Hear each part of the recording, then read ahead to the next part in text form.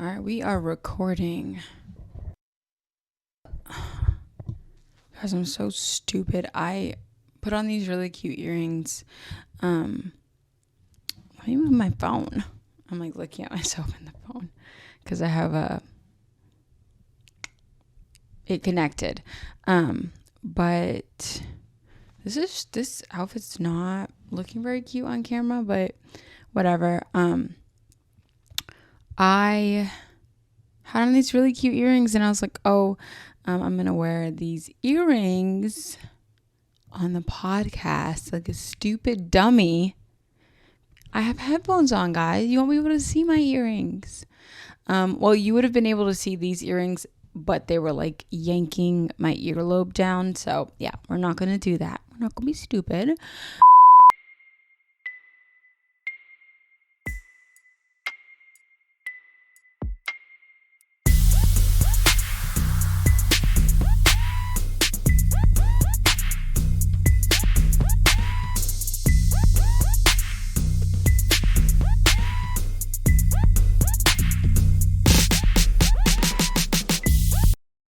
Hello, everyone. Welcome back to Unclipped. I'm your host, Imani Brown, aka the Spincess. All right, guys. So I'm gonna get right into the juicy stuff. Let's talk about how the other day I had basically a mental breakdown in the car. So I don't drive myself to and from work. I'm passenger princess always, but parking is really expensive at my job. And I also just do not enjoy being behind the wheel. Although I do enjoy controlling the person behind the wheel. But yeah, I had a mental breakdown immediately when I got into the car the other day because I was just like so overwhelmed with work, and I work in the operating room, if you don't already know that. So it is a very stressful place with a lot of things to do, and there's a lot at stake there. But I'm just going to give you some background on like why the situation was particularly stressful and like what the kind of straw that broke the camel's back was. So we've had a number of devices, I'll call them, go missing over the past, I'll say like even the past 2 years that I've been employed there. And, you know, they found some people that were at fault for those missing things. But in order to minimize the theft of these particular devices or minimize just the loss in general, they designate specific people to handle these things. And of course, there'll be people that are more trustworthy than others to get the job done and to not take things or lose them. And so one day a week after 3 p.m., I am that designated person, which is fine because as it was explained, the person who was to do that job was to not have their normal job duties. So like I would help other people who are in the same position that I'm in, but I wouldn't like have designated like operating rooms that I'm responsible for like I normally do. I would just be handling these particular devices. However, because we and every single other hospital in the United States of America are short-staffed, that is simply not the case.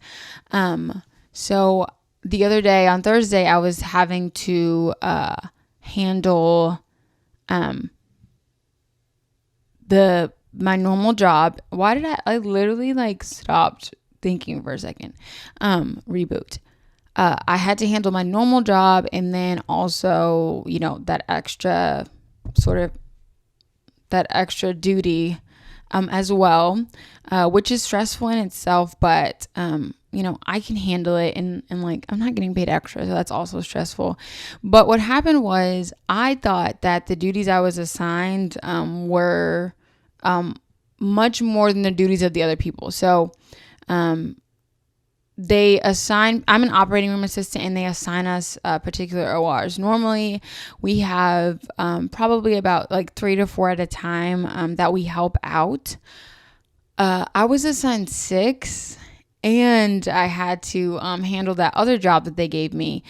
And then also everyone else who was assigned operating rooms, like they didn't have 6, they had 4 or 5. So I expressed to the person who made the assignments like, hey, I have a lot to do. And they were like, we're short staffed. And I'm like, I don't think you understand what I'm saying. There are people who have less operating rooms than I do. Plus I had really demanding ones. Like, the surgeries that were going on were, cabbages. So coronary artery bypass grafts. And there were 4 of them going on. 4 out of 6 of my rooms, were doing major heart surgery. And so those rooms need a lot, and they can be really demanding, and the things that they need are very urgent. So I didn't think that I could do my job to the best of my abilities, given all that was placed on my shoulders that day. And again, I expressed that like, hey, I asked if any of the rooms were closing, because that makes it easier, because they're just wrapping up and they won't need much more. But come to find out, most of them were just starting. And then everyone else had rooms that were closing. So in about 10 to 20 minutes, they'd go down in like 2 or 3 rooms, and I'd still have 6. So I started to get calls from the rooms. And so I couldn't really argue with anybody about the assignments, because, rooms are needing things, right? I'm not going to stop to argue with somebody. If people are needing things urgently, I'll just come back later and argue with you. But yeah, I left that day, really frustrated, because I felt like a lot was placed on my shoulders, and I felt like it was a lot more than, anyone else was entrusted to handle. And so when we get to the root of why I was entrusted to handle such a large task, it is because other people quite literally cannot be trusted. And it's a difficult thing to deal with when you have a work ethic as such, like where you continually prove that you're capable of handling a lot and you hold yourself to a high standard, but also you grapple with the fact that and it's not just employers or managers, bosses, or whatever. In personal situations as well, when you prove yourself to be reliable, you can get taken advantage of in a lot of situations. And so I often tell my cycling classes, like, the only expectations that are real are the ones that you set for yourself. And I fully believe that to be true, because while we can be in situations that have certain like codes of conduct and they have sort of like a written or unwritten set of expectations, it relies on us sort of agreeing to put those expectations on ourselves for them to be real, right? So like we have and I'll keep using the workplace as an example because it's a really clear and I think easy example. So we have like the lawmakers in the workplace, right? Like there are codes of conduct and expectations of people occupying that space, people, conditions under which we, do a job under, but it relies on the employee accepting those as their code of conduct and accepting those as their expectations for these set of expectations to be real. So ultimately, we are the ones who sort of set the height of the bar for ourselves. And I find myself in many situations setting the bar extremely high. And I think it's for like a number of reasons. I think we learn very early on in our childhood, I think based on our environment and how, they respond to our abilities and our efforts. But also I think it's like, how your brain's wired. But the community, the family, the people that I had surrounding me always encouraged me to set the bar higher and higher, and they always made me believe that even if the bar was super high for somebody else or somebody else thought it was impossible, that I could do it. And that's just also the kind of person I think I was just wired to be, is consistently setting the bar higher and higher, to sort of like test how high we can set it, like how high can we go. And also, I think about even at my least confident and lowest moments, I still understood the capacity for achievement that I held. And even if I didn't hold it in that particular moment, that I still had the ability to achieve high, like when I got out of a slump or when I was removed from a situation. So again, even when I didn't feel necessarily confident in my abilities, there was like this little part of me that knew like I still had the potential to achieve highly, whatever. I can't find words right now, but you know what I'm saying. And also, I was just thinking about, we know from one of the previous episodes, we had a whole episode on it, my like insane, fear of being average, right? And so my brain will never let me, maybe one day I'll relax, but my brain will never let me set the bar like low, I guess, which is good, but like my brain won't even let me set the bar at like a mid-level, because then the only ability I have is to achieve at a mid-level, and that's just not something I'm comfortable with, right? You see me like picking my nails, getting nervous about it. But yeah, I think my intense fear of being average prevents me from lowering the bar that I set for myself, in social and personal situations, and especially in work situations. Like, I think academic and work situations are really where that high bar shows. It's difficult for me to accept anything less than like overachievement from myself. And one really important piece of the puzzle of why I think that I set the bar so high is because I pride myself in being very like, this sounds crazy coming from someone who's on the spectrum, but like, I pride myself in being like socially aware. I guess I am, okay, let's say this. I am like, I think I'm more socially aware than a lot of people who are not on the spectrum, because it's like something I've like studied, but I am very aware that my actions, and I don't exist in a vacuum. I don't exist in a bubble, and my actions, whether directly or indirectly, have effects on other people. And I understand, what kind of effects different actions can have. And I realize that because most things we do have, relationship qualities with other humans, that I can't expect someone else to give me a high level of achievement. Like I said, this could be like personal work relationships, but like I can't expect somebody to give me something I'm not giving, right? It's not given what's supposed to be gave. But I can't expect someone to set the bar high for themselves and what they give me, and then me not give the same. So in order to respect other humans and in the effort that they put in to certain relationships, I think that it would be a disservice to set the bar low, especially when I'm interacting with other people, because just because I like don't want to do something, or like just because I don't think I should do something, doesn't mean that other people should suffer. That's basically what I'm saying. You get what you give. I'd like to think you get what you give, but I still try to live by that. Like I put out what I want to get out. I think the bar height conversation is complicated though, because we understand certainly that there are benefits to setting our own personal bar of achievement and set of standards very high.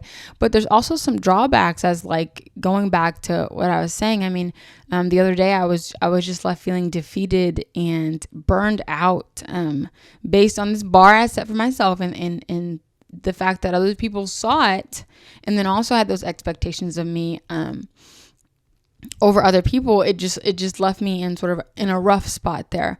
But a benefit of setting the bar high for yourself is that we can develop really creative and like strategic ways to solve problems and get to where we want to go by by constantly yearning for more, right? Like if we set this bar really super high, even if we're not necessarily super confident that we'll reach that height, and even if we fall short, there are things that we learn along the way that next time we attempt sort of the same task or something similar, that we might be able to like navigate around those pitfalls and do things differently. And also we can experience small victories along the way from sort of going towards that bar.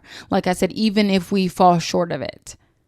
Additionally, setting the bar high gives the potential for us to garner results that we might not have necessarily thought like were possible.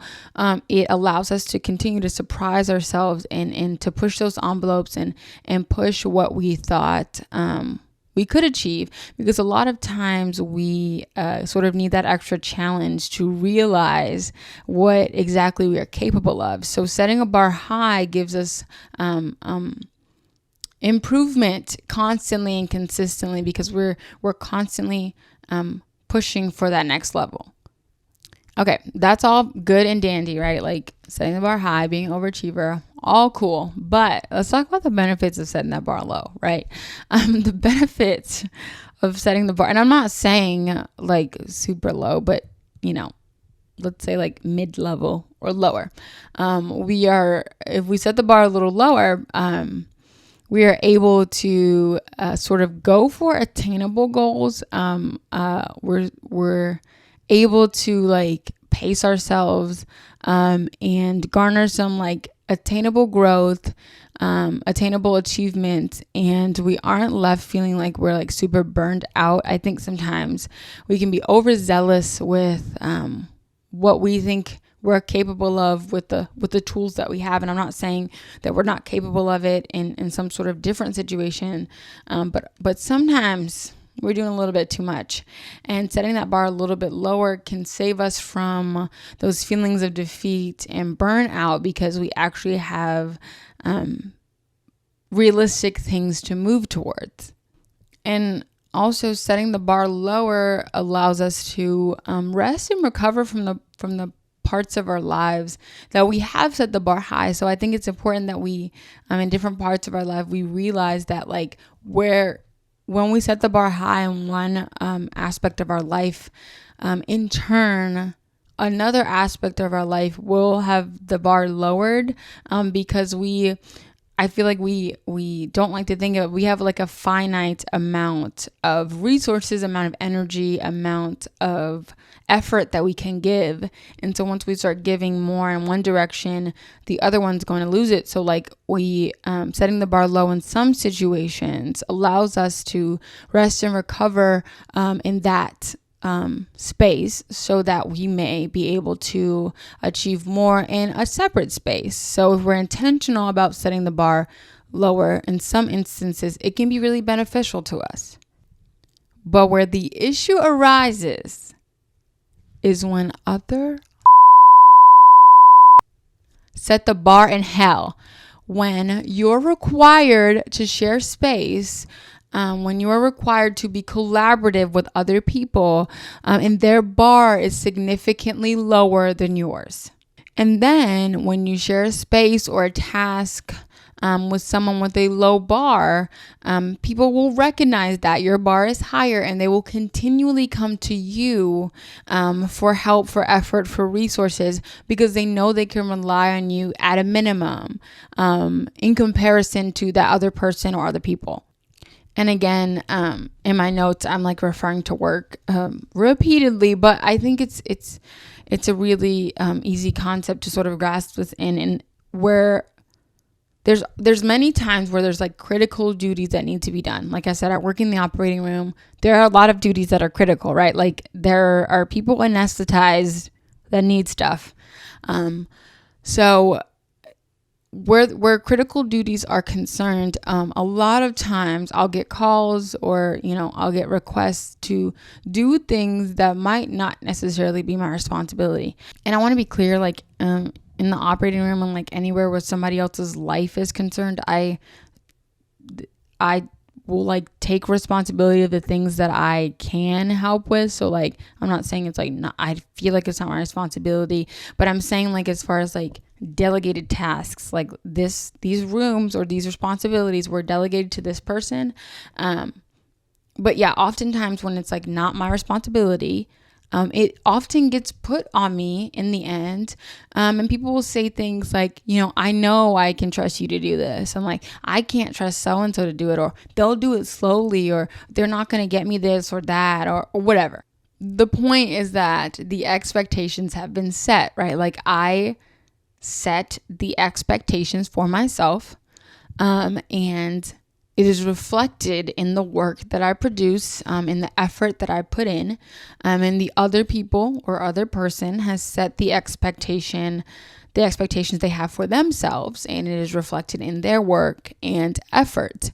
And obviously people take note of that and begin to figure out who is reliable and who isn't. The problem arises when, because someone else has set the bar so lowly for themselves, and they are not held responsible for that, the person who becomes sort of responsible for that is the high achiever. The task still needs to get done, and the low achiever has proved time and time again that they cannot be trusted or relied on, or their bar is lower than what we think that is required of the task. So it gets reassigned to the high achiever because we know they're going to do it. We know they're going to do it well. They have proved themselves to be a reliable person. I also think a very important mark of a high achiever is sort of being able to adjust that bar as well. And so there are situations where I have like a decent amount of expectations for myself. It is certainly higher than most, but it's not like super high. But where it is required, if it is required of me and I feel appropriate, sometimes I'll push that bar a little bit higher depending on the situation. And again, I'll refer to the operating room. I mean, life is at stake there. And so there are certain things that I might go into the day not thinking that I would be apt to handle. But when critical duties call, I push that bar a little bit higher because someone's life depends on it. I think anyone with high standards, especially in healthcare, are able to be adaptable because they realize that the care of the patient is at risk there. And so many of my coworkers, most of my coworkers, consistently push themselves day in and day out to raise that bar higher and higher. But how much is too much? How high is too high? Like where is like the breaking point? I think that it's one thing to adjust your expectations of yourself and of the situation based on the fact that the circumstances sort of out of human control or, direct human control have changed. Like I said, in the operating room, like things change very rapidly. And sometimes more things need to be done to preserve life. And in those instances, you can sort of push your bar higher because that's required of you and you understand what was required of you when you took the job. But it's another thing to have to adjust your bar or raise your expectations of yourself because someone else's bar is low. It's another thing for someone else or other people to be allowed to set their bar low in situations and not be held accountable, and then the workload's put on you. And so I think that right there is a big indicator of when like how soon the breaking point comes, because like there have been so many things over the past few weeks that have really stressed me out. Like a lot of my patients were, for lack of a better term, bleeding out. And so like I had to rapidly and frequently go to the blood bank, which is not on the same floor as the operating room. And it was physically taxing. I mean, I'm like physically fit. I teach indoor cycling. My cardiovascular health is really good, but running up multiple flights of stairs, running up and down multiple flights of stairs with like a 20 plus pound cooler for like 2 hours is definitely physically taxing. But throughout those experiences, I understood that the situation out of any of our control called for that. the job that I decided to do, that's a possibility, right? And so like that really, I was like tired, but I didn't feel necessarily burnt out. But there were maybe like smaller gravity situations or things that didn't have even as much of an effect on human life that caused me to sort of have that mental break last week, because it was like other people were sort of involved in it and other people were not giving the effort that they should have. And that's why the responsibility got put on me. So like I said, I think the reason behind me or other people having to adjust their bar is important when figuring out how much is too much. And it's frustrating because these like low achievers behavior is constantly excused because it's the behavior they've exhibited from the beginning. But instead of like people being like, hey, I'm not going to accept that behavior in the situation we're in, again, whether personally or work related, they just like pass it off and like let that person exist in that space and then pass off the responsibility onto other people. And then on top of that, I know you guys have experienced this. When the bar in hell goes 1 millimeter above their bar that's in hell, they get like a freaking Macy's parade for it. Like everyone's like, oh my gosh, look at what they did. It's beyond me. And then like these people who have been working far beyond that every single day don't get any recognition, but this person who's got that low bar, they do one thing that's like not even average, and everyone's like, you did such a good job, I'm so proud of you, you did such hard work. And that creates like toxic environments where the high achiever is no longer feeling incentivized to put the bar as high as they do. And then it creates like animosity in a lot of situations as well. Like, I don't want to perform my best if you're going to reward the person who is like performing at like what is 1/10 of my best, and gets rewarded for that. And so my ultimate question that I, might not answer in this episode, may answer, whatever. We'll talk about it. I definitely want to talk about it in the comments and stuff. But my ultimate question is like, high achievers, are we doing ourselves a disservice by setting the bar so high? Should we start setting the bar a little lower, knowing that we can achieve higher and like consistently going higher so we get recognition for the that we do? Are we like compromising our integrity if we intentionally set the bar lower, so that people aren't constantly adding to our workload, mental or physical, what have you? And so, even as I think about this initially, I think that sometimes we are doing ourselves a disservice by setting the bar so high, but I do think it would sacrifice and compromise our integrity if we did intentionally set the bar lower in certain situations, and kind of go above that. Hold on. Oh, I'm tired. And I want to use the example of like my job, and maybe because I'm thinking of a lot of it as far as my job, but like They pulled a stunt. They pulled a whole stunt. Pulled a fast one on us. Well, they tried to, but I kept an eye out for Selena. They basically, we get evaluations each year. And based on evaluation, like after evaluations, we get raises or whatever. And like before this, the raises were just like the same across the board, the same percentage. So they roll out this big program, and I don't care. I'm spilling the tea because this was messed up. But they roll out this merit-based raise program now, and I'm like, heck yeah, like merit-based. Like, let me show up and show out because I do my job and I know how to do it. So if you do your job, you should have no problem with merit-based raises. You should actually be ecstatic. So I'm like celebrating. Everyone else is pouting, confused as to why you're pouting. Because if you did what you're supposed to do, you would actually benefit from this. So I'm excited. It comes evaluation time. I'm writing entire dissertations. I'm like breaking keyboards, talking about why how I meet and exceed these expectations. I'm excited. I'm like, raises are coming. It's my time to shine. We do evaluations. Again, this is happening over the course of months.